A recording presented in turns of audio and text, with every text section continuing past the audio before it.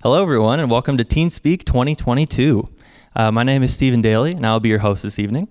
The purpose of TeenSpeak is to empower students to speak up and speak out.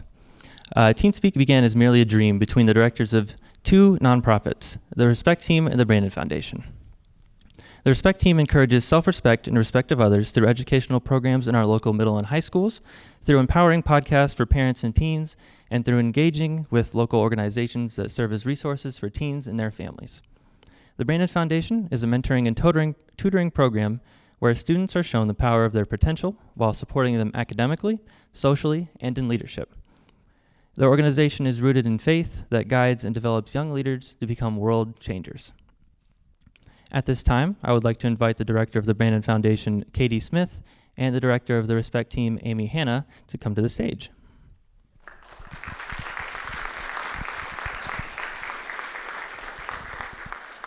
Well, hello, everyone. My name is Amy Hanna, and I am the director of the Respect Team. And I'm Katie Smith, and I'm the director of the Brandon Foundation. We are so grateful that you have come to this awesome event to support these amazing students and to support each of our organizations. We'd like to thank tonight's sponsors, Ambassador Enterprises and Mad Ants Basketball. And we'd also like to thank each of our in-kind sponsors, Nothing Bundt Cakes, which you'll get to have in just a little bit, Dreamy Pastries, and Shop 260. And we can't forget our extremely talented coaches who dedicated their time and talent to helping our students become stage ready. They've been preparing for months, so let's honor them here. Ron Lewis, China Presley, Clinton Faupul, wherever you guys are, if you can raise your hand, we want to thank you. And then, of course, our student coaches, too, Stephen Daly, Sabrina Dombrowski, Adma Mustadengage, Kendanine Kokanine, and DeAndre Hawkins. Let's give them a round of applause, too.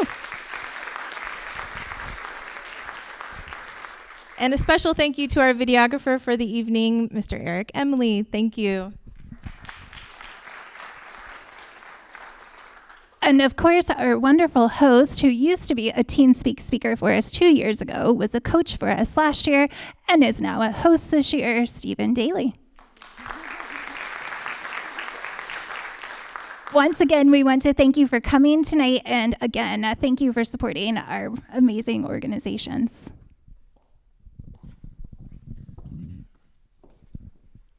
The theme of TeenSpeak is to share your story of strength. Students from 6 Northeast Indiana counties submitted applications for this year's event. We want to take a moment to praise them for applying and stepping out of their comfort zone. Just doing that much takes a lot of courage, and we are very proud of you. Tonight, you will be hearing from 8 high school students and 1 middle schooler. These amazing young people have been working very hard on their talk since January, and although they might be nervous, that anxious feeling they have right now is also excitement boiling inside of them. Before we begin with our first talk of the evening, I would like to walk you through some guidelines for tonight's program. Just like at the movie theater, we ask that you are quiet and curious during tonight's talks. We ask that you silence your cell phones or power it down until the intermission or the end of the program. If you have an emergency, please exit the Performance Center to respond to your call or text. Regarding that, if you need to use the restroom or leave for any other reason, we ask that you wait until the speaker is completely finished and then not to re-enter until the next speaker is finished as well. Please do not use any flash photography. While we might not catch you if the flash is off, we would ask you to refrain from using the flash. We have, again, our professional videographer here tonight, and you will have access to the video of your teen. And we understand how excited you are for tonight's event and to see each story. They will all be powerful and amazing. However, we ask that you wait until the end for any applause or verbal acknowledgments. One of the biggest fears shared around the world is public speaking. However, public speaking is a trait that is needed and desired for leaders in our community. These young students are stepping up as leaders tonight and speaking up and speaking out with a level of confidence that most adults do not have. We are very proud of each of them, and we know that you are too. Now, before we begin, I have a few words that I would like to say that I did not run by Amy before I said this. So we'll see how this goes. But as she stated, I've had the privilege to do it all with TeenSpeak. I was a speaker myself in our first year in 2020. I was a student coach in 2021, and now I have the honor of being your host this evening. I even decided to wear the exact same outfit that I wore 2 years ago when I did my talk. And opportunity after opportunity arose after my speech to help inform the public about what the Respect team and TeenSpeak is doing for our local youth. I've been featured in the newspaper, I was on WOWO Radio, and I was on Insight on Channel 21, and I'm very grateful for all those opportunities you were able to give me. And throughout this 2-year journey, I have grown so much, not only as a speaker, but as a person. Miss Amy and Miss Katie deserve all of the love and support you can give them. What they're doing for teens in this area is just so inspiring. They've found a way to give people our age a platform and a stage to spread a message of hope, and to let adults and mentors in this area see that although we might be young, we all have our own voices too. You two are changing so many lives with the work that you do, and will continue to do for hopefully years to come. So sincerely, I thank you both for everything you've granted me over the past 2 years, and you've allowed me to find something that I love. So thank you for that.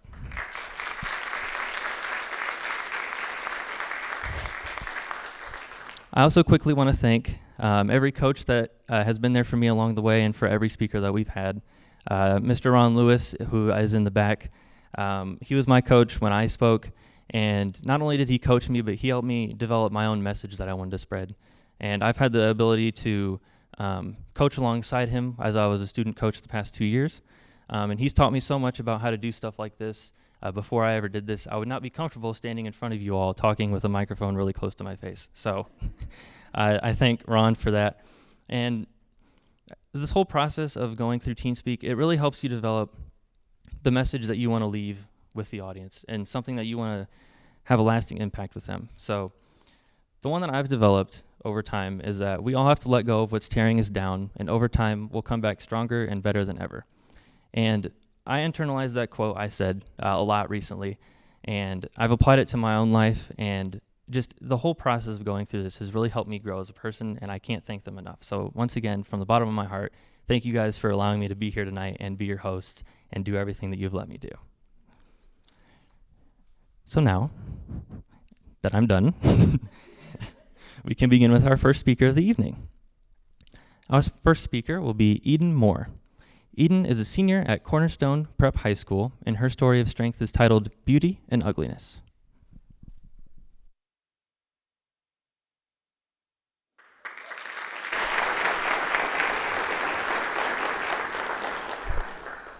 All right. Beauty and ugliness. In the spring of 2020, COVID-19 had begun to rise at an all-time high.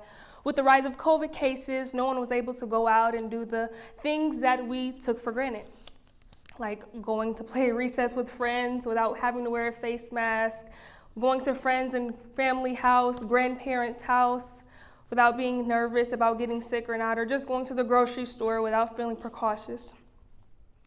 2020 and a bit of 2021 was a very hard year for me so far because of the isolation that we all had to go through. I fell into a deep depression. And now you might ask, why did I fall into a deep depression, a deep anxiety, a deep trial, deep tribulation, and deep pain? And the one word for that is boredom. Boredom is one of the scariest things that humanity can face, and I faced it. And now you might be thinking, what?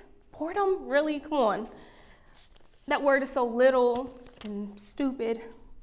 But consider this. What do you do when you're bored? You slowly but surely start doing little things to fill that empty space and time. And then slowly, that one stupid thing start turning into another and another and another. And sometimes even life-risking things that can either make you or break you. And my boredom almost broke me. I started thinking the wrong things and seeking the wrong things at the wrong time. And that wrong thing at the wrong time was a specific person. And when that person left me, I lost myself. And not because of them, but because of me. I never loved myself. And in life, especially as a young person today or any age, you have to love yourself first before you try to fall in love with a boy, girl, man, or woman. You have to know yourself inside and out. before you fall into a trap ripe for defeat. And unfortunately, I had no clue of that back then, and I hadn't learned that yet. And I fell for a trap, and I didn't know if I was going to get out or not. But if it wasn't for the support of many people and many YouTube sermons, I don't think I would be able to find my strength and get back up and start living again. If I didn't get back into the Word of God through those sermons and through those specific people. You might ask, what made me look into those sermons? And the simple question to your answer to your question would be, I was tired. I was Tired. So I opened my Bible one day, started skimming, read a few pages, and my eyes specifically stopped at Romans 8:28. All things work together for good to those that love God, to them who are called accordingly to his purpose. And then and there, I knew that there was beauty in my ugly situation. So now I have a quick question for you guys, a few questions for you guys. What is your ideal picture of beauty? Is it beautiful brown or blonde hair, bright blue eyes, light hazel, deep cream eyes, a stable house, shiny new car, nice stilettos, nice hair? What's that beautiful in you? What do you think is beautiful? So everything that I listed, everything that you just thought of was beautiful, is exactly what most people want in life. Everybody wants that in life. A peaceful, soothing life free of pain and struggle. But then, how would one person progress if they had no struggle? How would I have advanced if I didn't go through my depression? If there was nothing to make me stronger, quicker, or steadier, I would be stagnant. I would be stagnant in a beautiful life, very beautiful life. But there would be no muscle, no weight, no change. There would be nothing. And as a matter of fact, I wouldn't even be on this platform / stage, whatever you want to call it, red carpet, whatever you want to call it. I wouldn't even be on here if I didn't go through that. So now, what is your ideal picture of ugliness? Is it the story that I just told, the heartbreak you may face, the depression you may hold, or the simple fact that your life is not the way you have desired it to be? And you may seem as if life is a boulder chasing you through the woods, nonstop, and you're out of breath, and you just want a grasp of air, a moment, just a moment to be in peace. Now, most people would say that the life that I just described and whatever ugly picture that you just pictured in your head is simply ugly, and there is no beauty in that. However, what about that small chunk in here that believes that it's actually beautiful in some way? And that there is beauty that can come from having a sorrowful and emotionally trying life. And then life is challenging in some ways and in some form, but those challenges can turn into something beautiful if you let them. So what makes me so daring to assert that the pains and sorrows and ugliness are actually advantages in our lives? So a quote from Andrew Solomon, and I love this quote, I really do. He said, "I hated being depressed, but it was also in my depression that I learned my full acreage, the full extent of my soul." He said, "When I feel happy, I feel slightly distracted as though it fails to use some part of my mind and brain that wants exercise." That was good. That was good. That was good. So the COVID-19 experience made me realize that being in a rugged situation takes more than just your physical strength.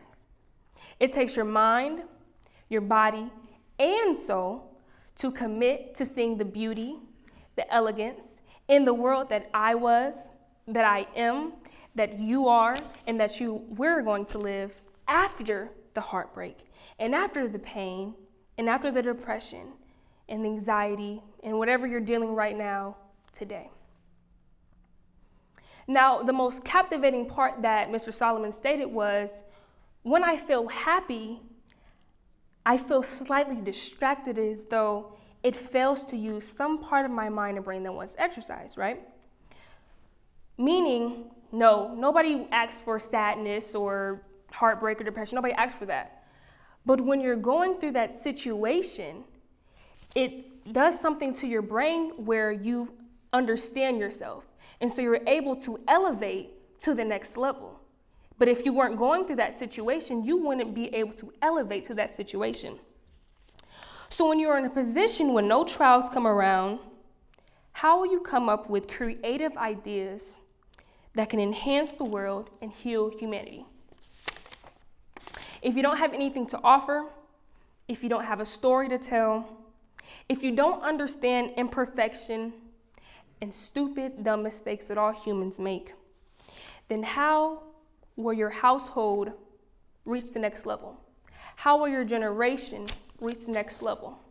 How will your siblings, mother, father reach the next level?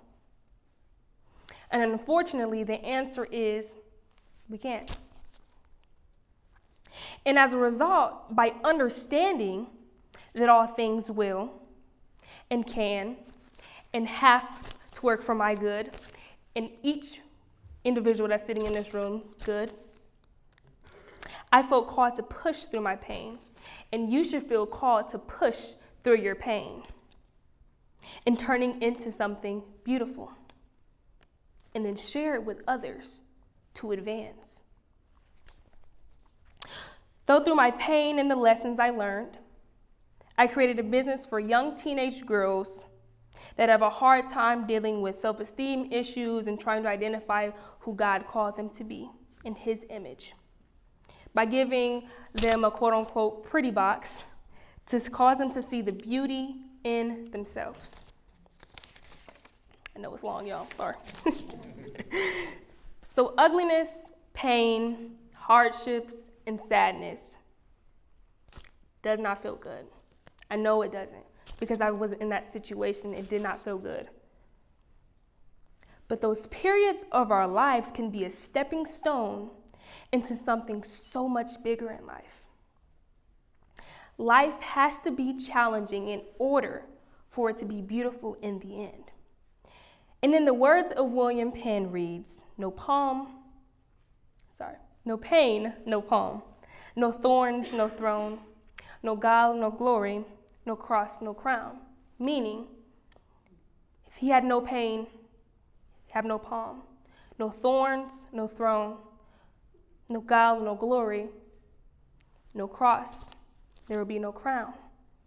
Beauty and ugliness. Thank you.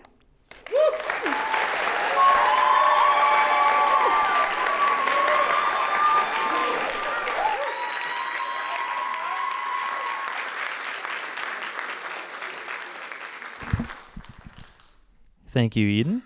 Our second speaker this evening is Duke Faupul. Duke is a sixth grader at Blackhawk Christian School, and his story of strength is titled Caring Kindness Counts.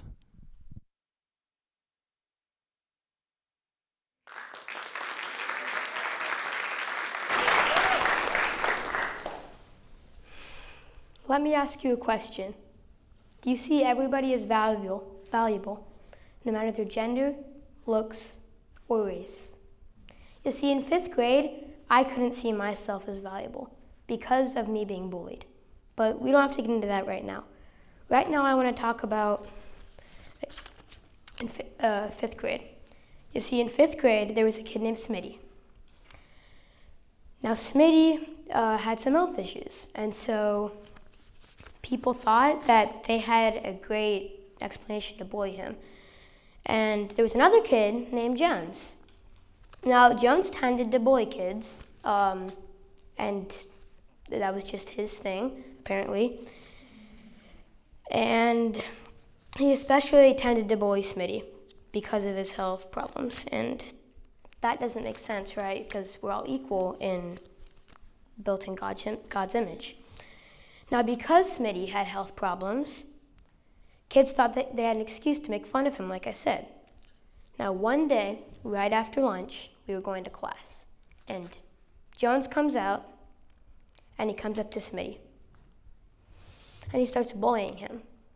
And me being bullied before that, knowing that the person that comes in to save the day is basically the superhero of the day. They're insane. They're amazing. And since I've been bullied, I knew what it felt like to go up there and just be. But before that, I could see the look on Smitty's face. He was down, he was sad, he was confused, and he was having a rough day. So I went over there and I said to Jones, put yourself in his shoes. Imagine being bullied every day and still going through it. And you know what the kid said? He didn't. He just walked away.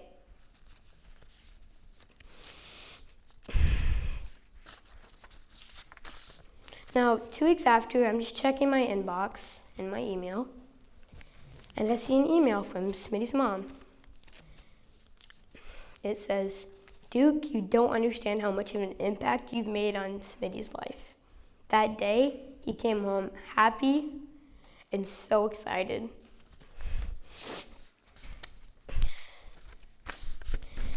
Now, I wasn't just sticking up for Smitty.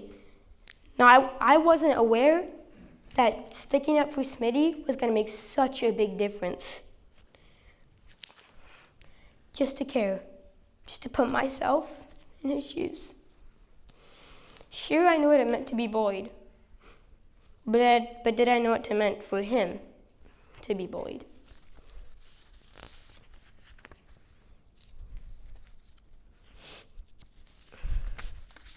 So, let me ask, what does it mean to care?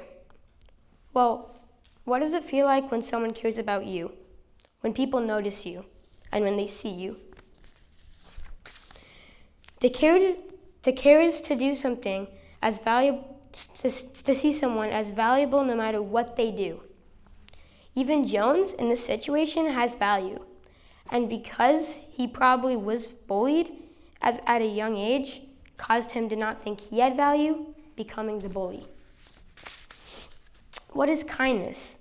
Kindness is seeing that everybody has been created by God in the image of God. And if they've been created by God, that means they're loved by God. And if God loved me first, then I have to love others, as it says in Luke 10. I need to love my neighbor as myself.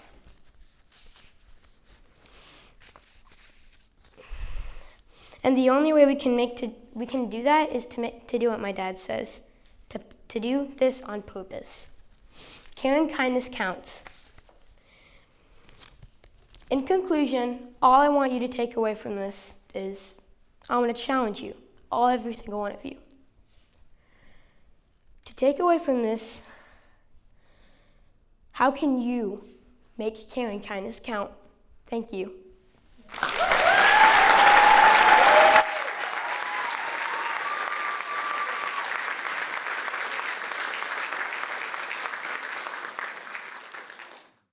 Thank you, Duke. He has me choked up, too. Our third speaker tonight is Alexandra Marcy. Alex is a junior at Carroll High School, and her story of strength is titled The Sound of Falling. When she fell, she swore her body made an impact without a mark, that her life was just like the end, soundless. But there was an explosion. The sound was heard for miles, and the weight of her body was carried in heart she didn't even know. She always talked in silence, made her own language out of nothing. She said more in pauses than she ever did in words, but she thought no one ever cared to listen to everything that wasn't said. But there were people out there, just like her, trying to make a world full of noise listen to the quiet. She would listen to her heartbeat. She would check her pulse to make sure she was still alive, because sometimes she was so sure she was already a ghost, merely haunting her own life. She didn't know there were other living dead out there, that she wasn't the only one wishing on stars to feel something. When she fell, the world finally had something to say. Now, they dissect her words, looking for symphonies of sound, trying to convince themselves they didn't hear anything until it was too late. In 4th grade, I had my first panic attack. In 6th grade, getting out of bed without having a panic attack was abnormal for me. Of course, I told no one.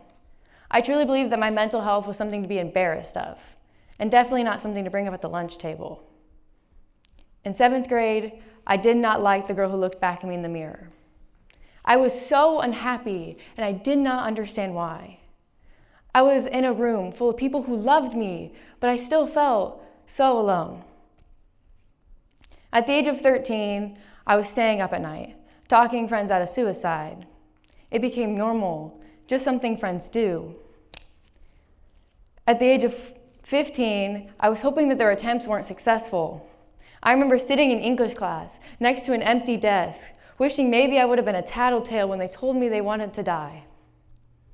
At 16, I realized that bonding over wounds does not heal them, that vowing to secrecy was killing us. Being young and wanting to die is a complicated thing. It's the feeling of not knowing who you are, but still hating yourself. It's staying up at night, wondering if your life is worth it, but still getting up to go to class at 6 a.m. the next day. It's sitting in math, wondering if anyone would notice if you were gone. It's preparing for a future you can't even see. When you are young and want to die, the silence can seem so welcoming. Compare that to looking at a loved one and telling them you don't want to be alive anymore. The silence can seem safe. But silence is a liar. Silence will go along with that voice in your head that tells you no one cares, that no one is listening. But remember, silence is a liar. You deserve to use that voice you were given. So if all you can do is whisper, then whisper. And if you need to scream, then scream at the top of your lungs. Let silence know that you are a symphony of sound, a song that is not done making noise. Thank you.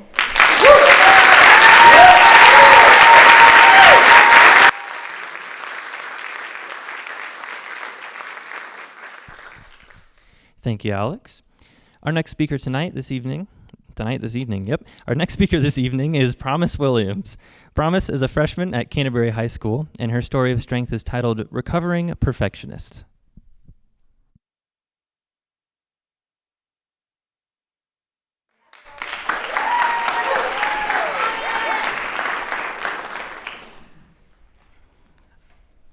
I'm gonna be honest, I did not know how to start this speech. Okay, I did know how to start the speech, but I didn't want it to be something that was super plain, something that wasn't gonna amaze all of you, or I wanted something that was gonna make you just be like, oh my gosh, she is just so amazing. How did she come up with that?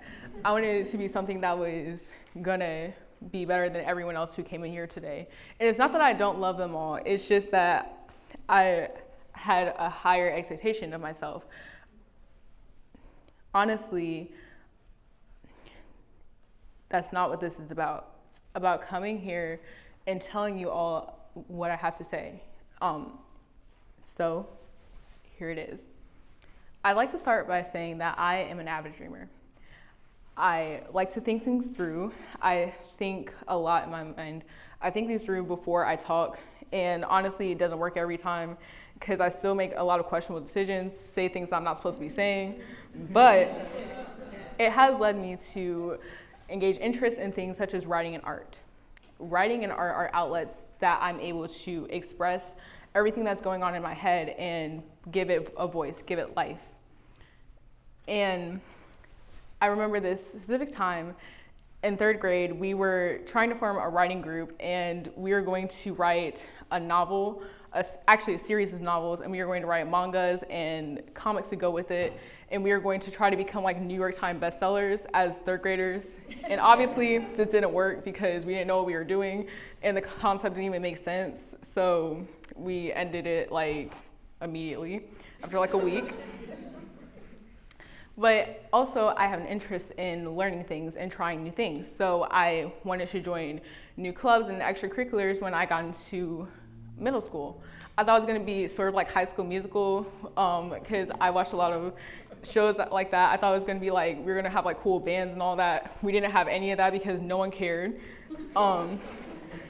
But while doing all of these clubs, slowly stress began to build up. And all my time was being occupied, and I didn't know how to deal with this.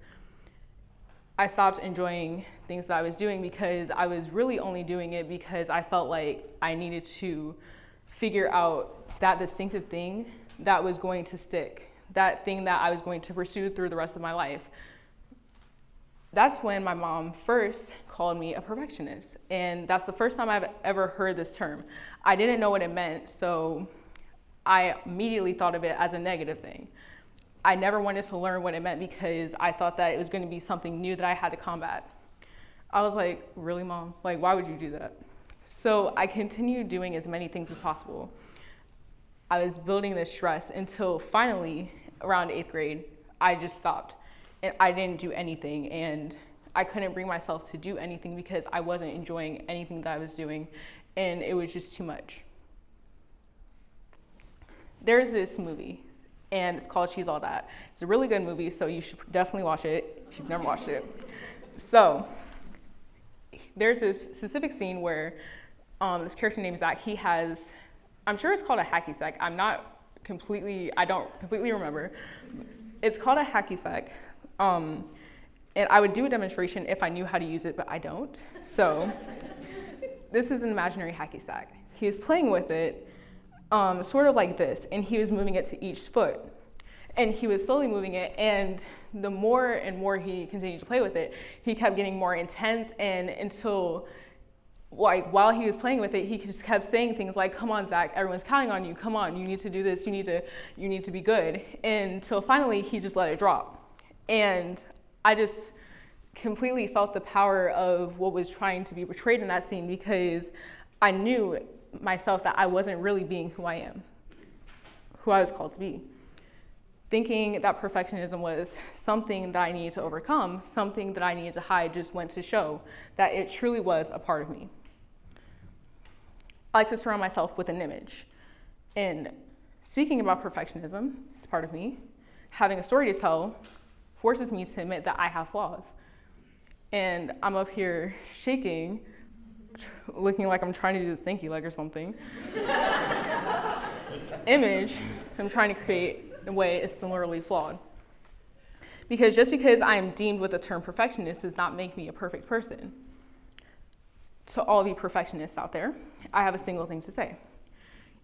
You will continue to live with perfectionism all of your life, so you should treat it as a companion as opposed to something that you need to hide or conquer or defeat. You have to accept it and everything that comes with it. Doing otherwise is like splitting yourself into halves. Instead of cowering from it or backing away from it, use it to your advantage. I'm not gonna just say this and then be like, okay, bye, because it's something that I'm also struggling with, something that I'm also trying to take in myself. I know that these things aren't simply achieved. I know these are things that you need to work towards. Ultimately, perfectionism does not go away. It comes in different forms, and through those forms are several opportunities. So far, I'm still learning to accept the fact that I'm a perfectionist, but slowly I'm adapting it into my life in different ways. I'm always trying to keep my schedule as packed as possible still, but I'm not trying to be perfect at everything that I do. I'm trying to simply be my best. And this is working in my sports and my clubs. Maybe not my academics quite yet, but we're getting there. I'm also trying not to do things at the expense of my enjoyment of those things. For example, writing. I still love to write, and I still do it as much as I can. I remember before freshman year started, I made a challenge for myself, and I was like, I'm going to write a single story every single day. That did not work because no one has time for that.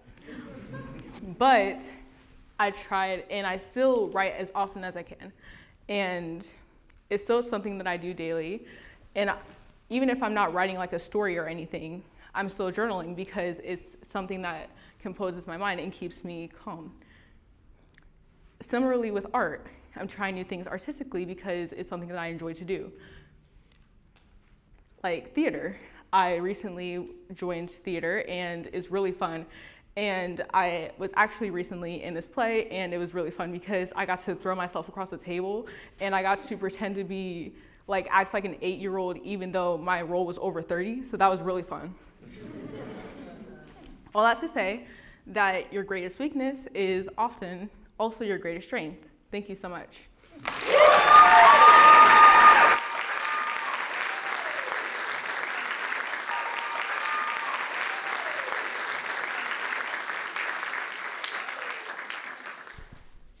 Thank you, Promise. Our next speaker this evening is Dexter Hawkins. Dexter is a junior at Cornerstone Prep High School, and his story of strength is titled God Through It All.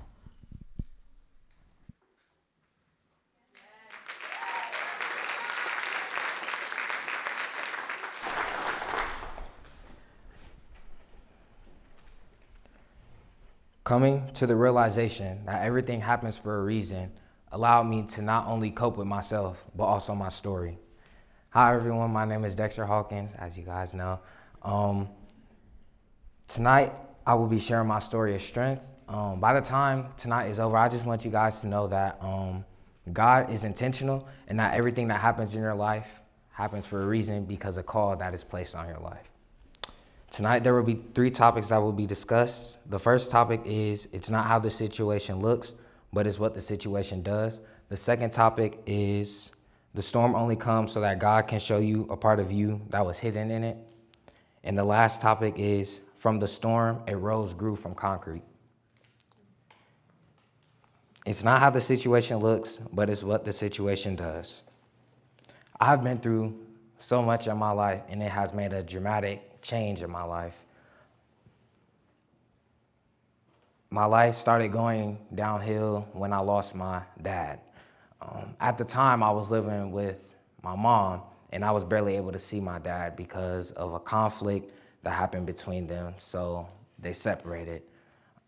2 or 3 years had passed, and one night, my mom had asked me and my brother if we wanted to go stay with our father, so obviously I said yes.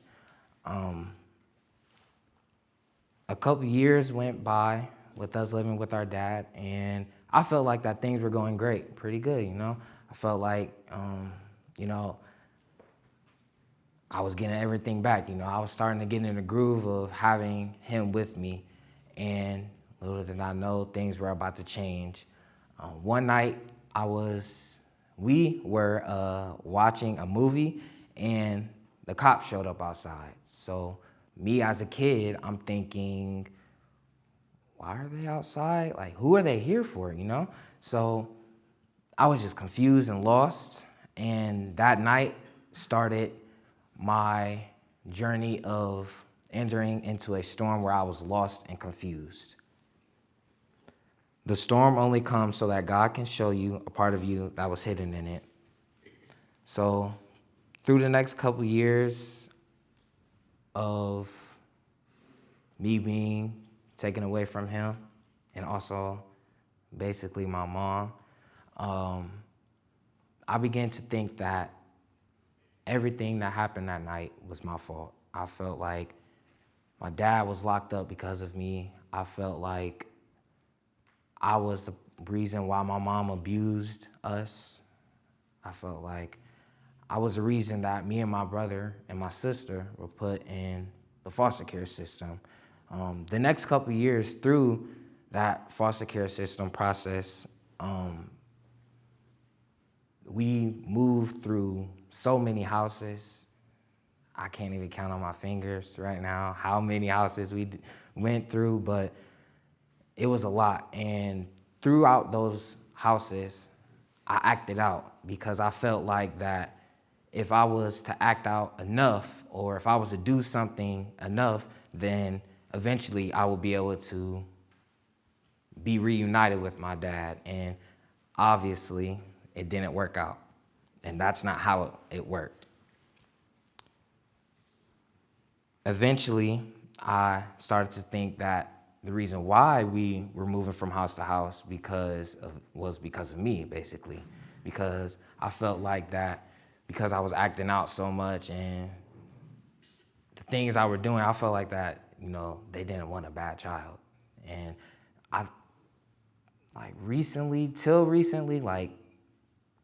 till I really got 16 years old, I lost that mindset of I'm a bad child because I know I'm not a bad child. Through that, God knew what he was doing with me and my brother and also my sister. He knew what he was doing, and he knew that we needed to go through that certain situation because he knew that it would shape our futures. That's when my storm started to kind of decrease a little, but not all the way.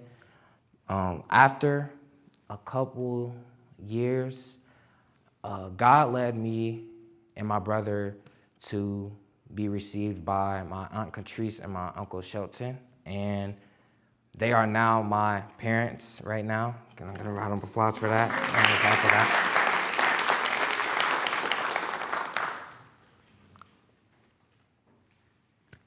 Despite my behavior issues, despite everything I was going through, they still saw fit in me to take me in, and they seen something in me that I didn't see in myself yet. So I believe that's one of the main reasons why God allowed them to take me under their arms.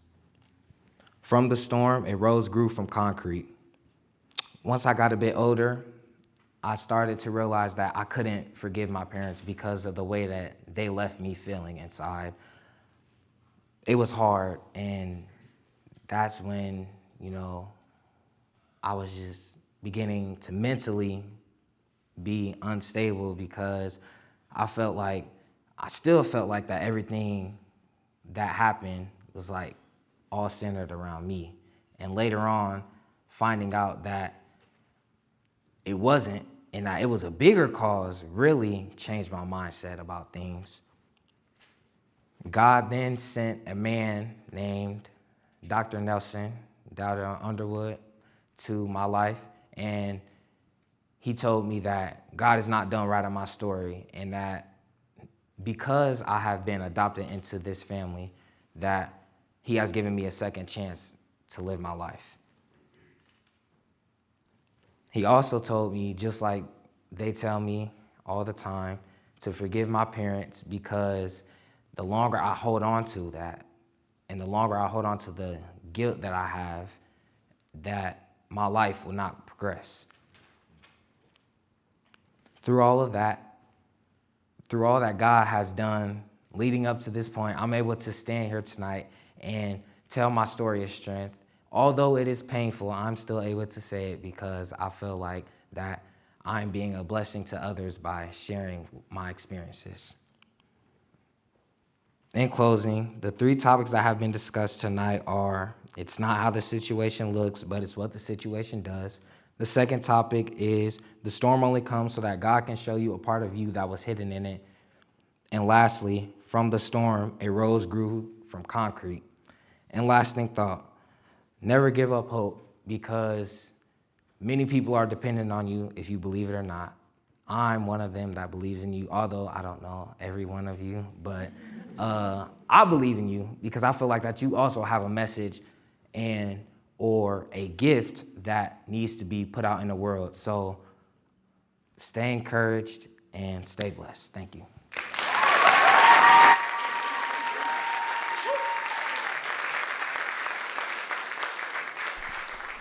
Thank you, Dexter. We will now take a 5-minute intermission, and we ask that if you must leave the room to return prior to the next speaker's talk or to wait until they are done to re-enter. Thank you. We will now resume our program this evening. Before we begin, we just want to quickly remind you of the housekeeping rules that we stated at the very beginning. Remember to silence your cell phones. If you need to leave the performance center, do not return until the speaker is done speaking. Please do not use any flash photography, and please hold your applause until the speaker has concluded. Our next speaker this evening is Annalise King. Annalise is a junior at Canterbury High School, and her story of strength is titled 13.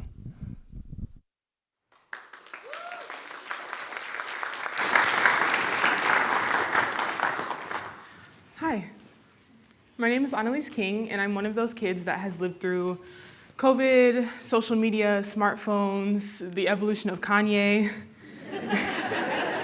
and the insurrection. Today I want to talk to you about how I have lived through those events and how I've learned to make peace with myself and try to make peace for others through my high school years. Okay, so let me start from the beginning. When I was 14, I started my freshman year at Canterbury High School. I was new, and most of my friends from middle school would be going through to the Lutheran feeder schools, so I was on my own. I got a scholarship to Canterbury, and if any of you know anything about Canterbury, then you know the stereotypes that come with it, which aren't all true, but you know, you have the rich, the posh, the frat boys. That I could prepare for. But what I wasn't prepared for was a school that had a total of 13 black students other than myself, 14 including me. That makes for about 6%. Right now, you might not understand the depth of my situation, and neither did I, but as an eager freshman, I did what anyone would do, and I became involved in the community. I joined around 4 or 5 clubs, became a 3-season athlete, playing volleyball, basketball, and running track, and I completed my volunteer hours. Unfortunately, that was not enough. As a young black student at Canterbury, I quickly attached my personal value to my academic successes. Due to COVID, clubs were closed, volunteer hours were unavailable, and sports were on timeout. Suddenly, I had no successes to attach my value to. The United States shut down due to COVID-19 in the March of 2020. Schools were closed, businesses were closed, and people got sick. Due to my brother's health condition, I was isolated from the world. At that time, I had not heard of the killing of Breonna Taylor. 2 months later, George Floyd. And in light of George Floyd came the news of Ahmaud Arbery. So there I was, a 14-year-old girl with an 8-minute and 46-second video isolated from the world, watching the protests unfold, only to go back to a school at the end of the summer where, well, I felt that no one cared. Let me break it down for you. I was a new student at a new school only to go online because of a worldwide pandemic matched with worldwide social unrest. And as a 14-year-old black girl in my environment, I felt that I was in the middle of it all. So, back to school time. The majority of my school had not had a racially traumatic summer. They didn't watch for updates on these cases. They didn't live close enough to downtown to see the tear gas in the sky. They weren't affected by the racist posts and comments, and most of all, they didn't know what it felt like to be a black girl surrounded by people who didn't look like her. Since that summer, I've become hyper aware of the microaggressions thrown out by my classmates. I got used to the, not to be racist, but the, is that your real hair? And the need to touch it. And the, calm down, it was just a joke.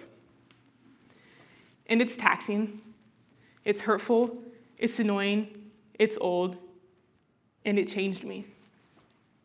My textbook insecurities quickly changed into, who is going to think a 6-foot-tall black girl is pretty?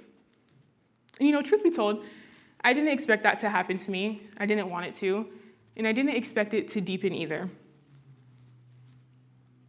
There was a day that I wore my hair down to school, and the lunch lady asked me if I had just rolled out of bed. There was another day when a non-black student made fun of the size of a black student's nose and said that he didn't ever want to hear him say that he couldn't breathe. But despite my list of negative experiences, I am not here to tell you all a sob story.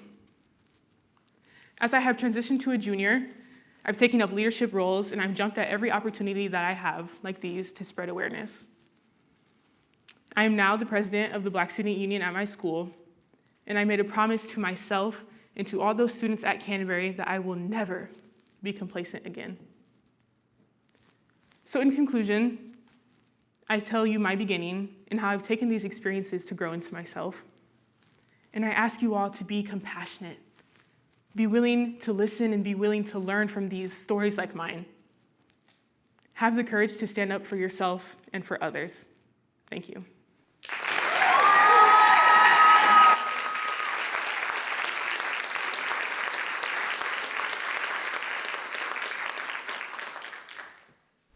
Thank you, Annalise. Our next speaker this evening is Hunter Walden. Hunter is a junior at Garrett High School, and his story of strength is titled Finding My Voice.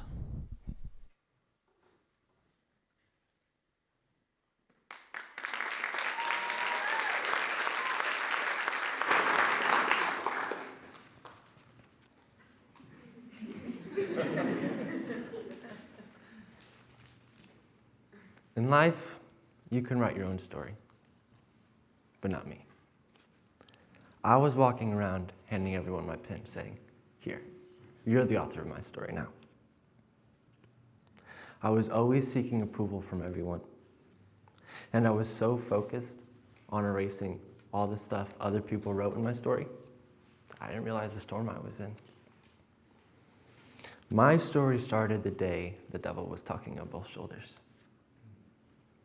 There were some nights in my life where I just wanted to be done. One night, I was deeply lost. I tried everything to fill that void in my heart, trying to please my addiction so I could feel something. None of it worked. On my floor, I was drenched in tears.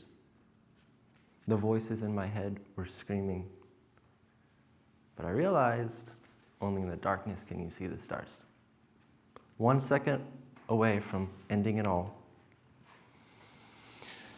I felt this shift in the world like it just stopped. Everything stopped. No sound, no motion, nothing. Then somebody pulled on the string to the light bulb in my heart. Somebody pulled on the string to the light bulb in my heart, and I heard his voice and I felt his peace. And I can't describe what it was like because it was just perfect. And that is when my story became his story. God said to me, "Don't worry, I'll give you a new story." So I cut the strings loose of the things that I was trying to control and finally gave God the pen. Now, it's important for you to know that fear has always been the biggest struggle in my life. And trust me, being up here is freaking me out. But I'm here, and I believe that says something. Fear has stopped me from speaking up when I needed to the most. And I've lost a lot because I was too afraid to speak up. And yes, there's some chapters in my story where I have to go through the journey to find out the title of the story. I was constantly blamed for things I never did. And nobody ever listened, making me feel voiceless. And people would talk to me like I'm the one, I'm the one that needs to change. But I never got to figure out who I am, and you want me to change? That's crazy. But today I'm using my voice to encourage you, to tell you my story, and to spread hope to this broken world. I'm living proof of God's will being done, and of a story that isn't done being written. Let me say that again, a story that is not done being written. Fear won't stop me anymore because of the hope that I put into God. Billy Graham once said, "Hope is the breath of nature that surrounds us every day. Hope is seen in a sprig that shoots up from the crevice of a sun-dried rock, proving the water of life within. Hope is the first ray of sunshine that peaks above the horizon without fail every morning with blazing truth, telling us that we can make it through. Hope is dispatched when the moon rises in the dark night, foreshadowing that a new day will dawn. Have you glimpsed that glow of hope? Strike a match and burn a candle. You will discover that the whisper of its flame brings life to a room, making the candle useful. Is your flame alive and making a difference in this world? You see, hope pierces the darkness. Hope brings comfort to our aching souls. It perseveres, persuades, and prevails. And it's God's gift to us. Hope exists in this world, but you have to have faith. Faith that in the middle of a storm, you can walk on water and reach the island of paradise. Faith that your story is not done being written. Let me repeat that. Faith that your story is not done being written. So I'm encouraging you to seek that hope in your life and give God your pen so he can write a new definition of hope for you. That's where hope grows. I heard this quote, the two most important days of your life is the day you're born and the day you find out why. God gave me, the quiet kid, strength to stand in front of a crowd. God helped me to realize I have a voice and I'm allowed to do it, especially for his will. God helped me to write my own story, a story that is still being written. Thank you.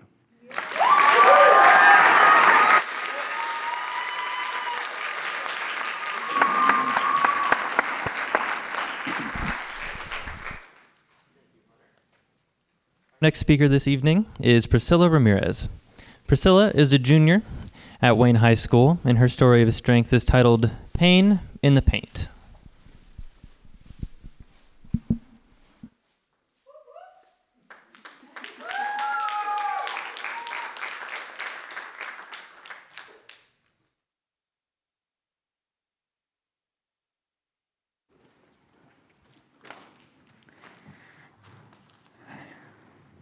Sex. What does the word sex mean to you? Pleasure, excitement, satisfaction? But to those sexually assaulted victims, those words could be a trigger waiting to be pulled.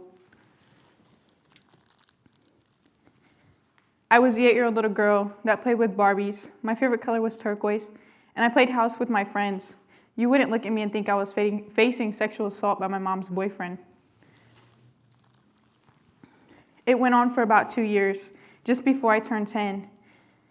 It was difficult to deal with something for such a long period of time. I had no one to tell, and I couldn't talk about it. I was so afraid because I didn't know how much longer it could go on for. I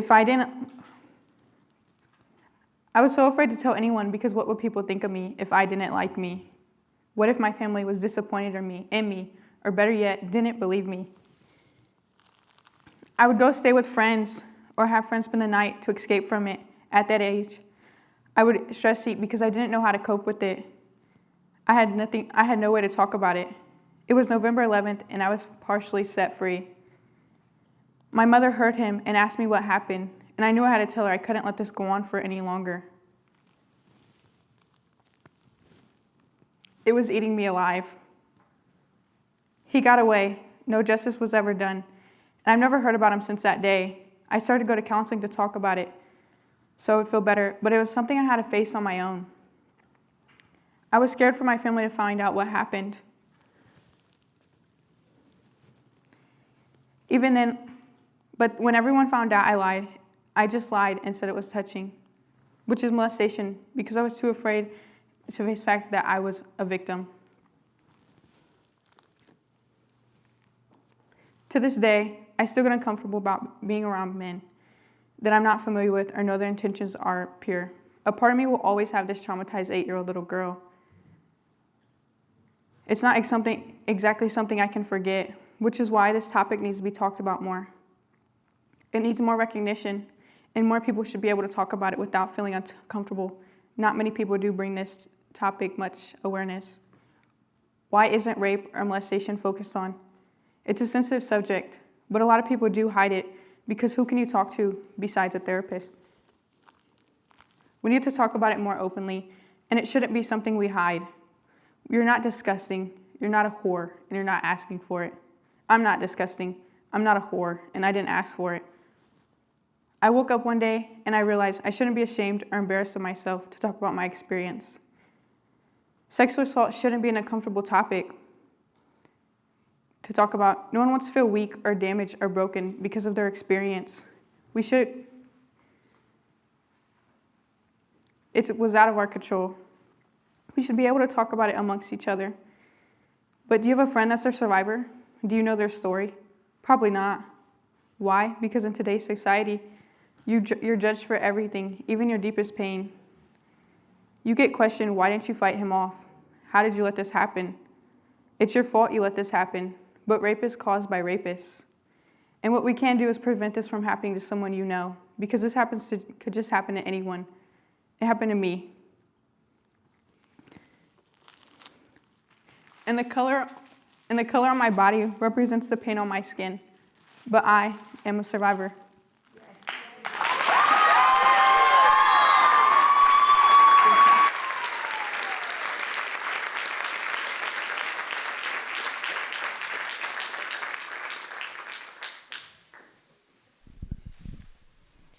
Thank you, Priscilla. Our final speaker this evening is Emily Richardson. Emily is a senior at Wayne High School, and her story of strength is titled, How Are You Really? Hello.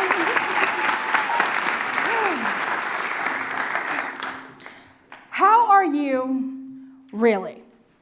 Are you sad, angry, depressed, anxious? If so, let's talk about it.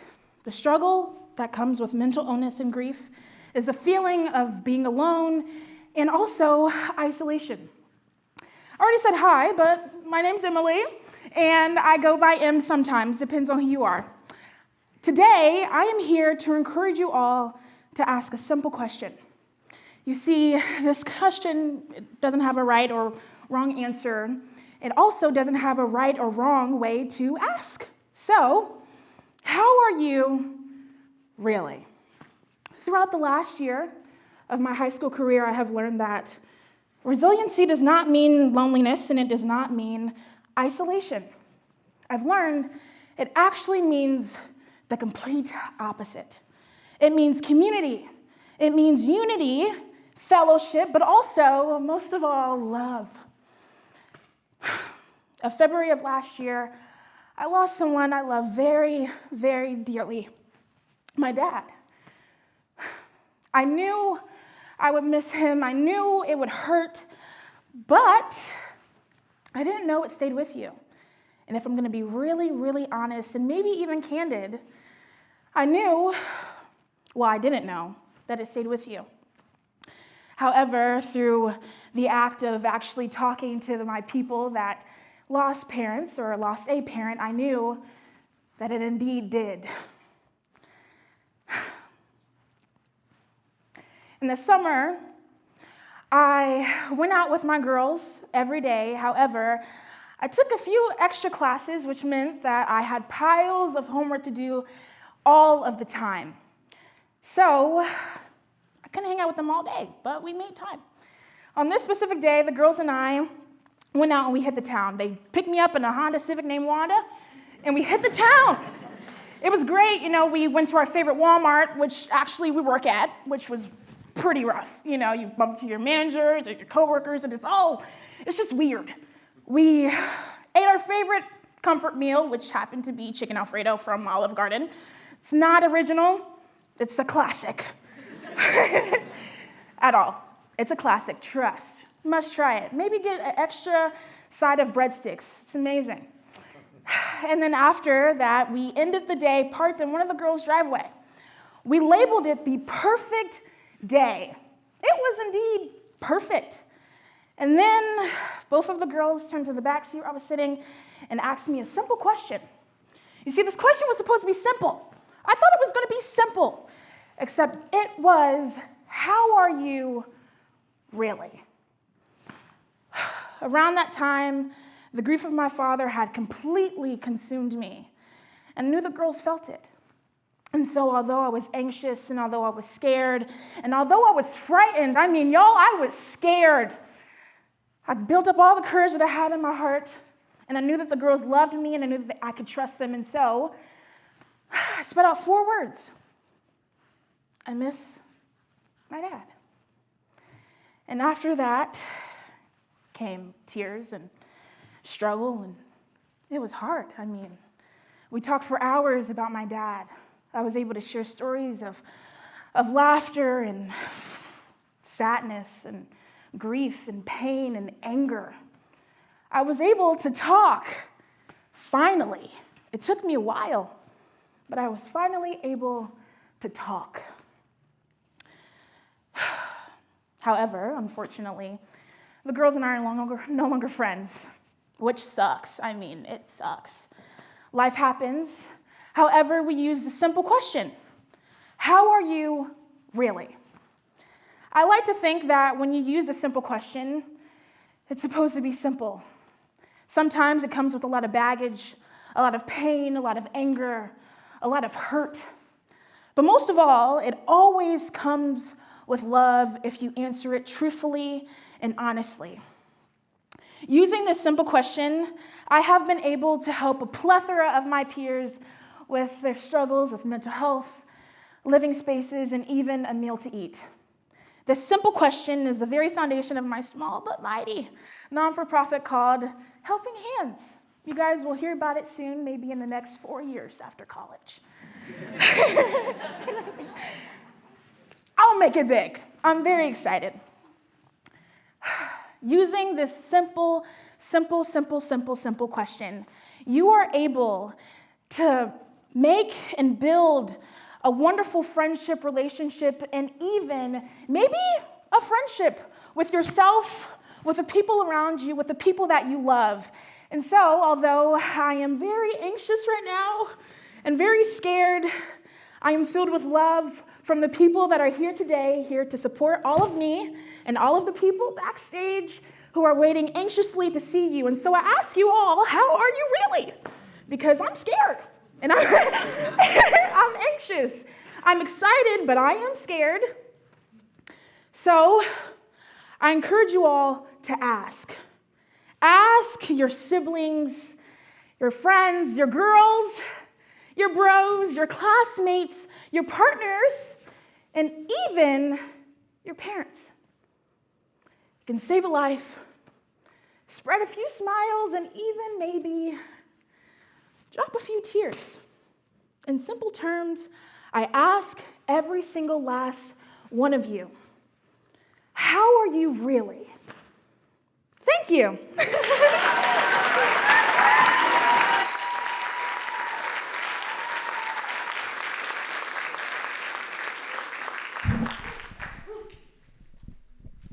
Thank you, Emily. Let's go ahead and give these amazing group of students one more round of applause.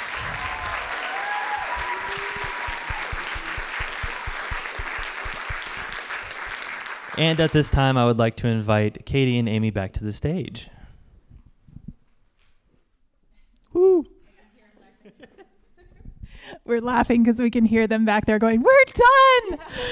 We did it! Okay, well, this evening would not have been possible without each of you. So thank you so much for coming tonight. Thank you for supporting these amazing students. They have worked so hard over these past few months, just practicing and just thinking and crafting their stories. And it's fun. It's so fun for us because we get to see them from day one to this day.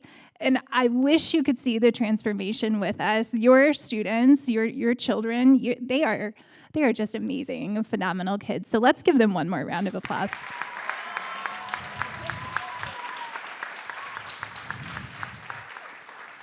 So as mentioned earlier, this event is put together through the efforts of the Respect Team and the Brandon Foundation. Both of our organizations are nonprofits, and we survive because of the generosity of others. So if you look on the screen, you will see a QR code. Is it up there? Oh, perfect. Okay, you will see a QR code. If you hold your camera of your phone over the QR code, it will bring up a link where you can actually donate to TeenSpeak. Of course, you can also text that number up there to donate as well. And then you could also go to the Eventbrite link where you got your ticket, and you can also purchase the donation option, which will be open, I believe, I think tomorrow or the next day. So thank you again for investing in our teens. And I'm going to turn it over to Katie. All right, it's time to bring those teens back out so we can give them a round of applause. Will you help me in congratulating our TeenSpeak 2022 speakers? Take a bow, guys.